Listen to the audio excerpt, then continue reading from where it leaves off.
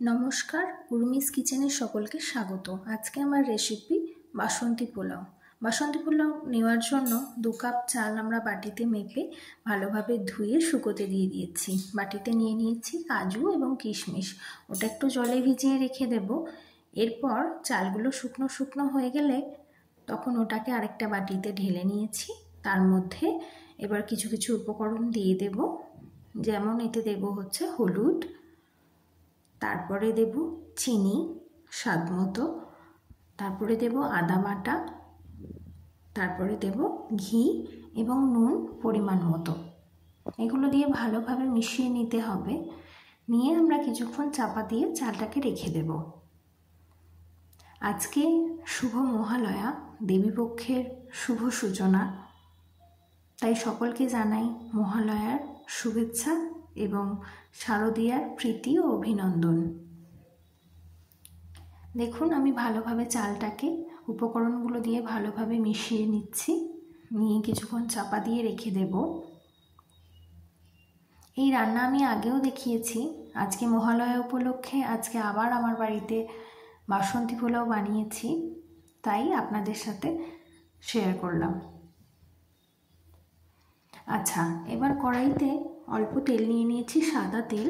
সাদা তেলটা গরম করে তার মধ্যে 2টো তেজপাতা, লবঙ্গ 3টে, দারুচিনি এবং কিশমিশ আর কাজু দিয়ে ভালো করে একটু ভাজা ভাজা করে নেব।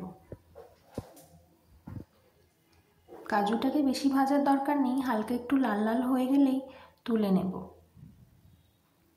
না হলে কাজুটা পুড়ে যেতে পারে। আজকে মহালয়া উপলক্ষে আপনাদের কাদের কাদের বাড়িতে কী কী রান্না হয়েছে অবশ্যই জানাবেন, এবং এরপরে আমার কাছে কী কী রান্না দেখতে চান সেটাও জানাবেন।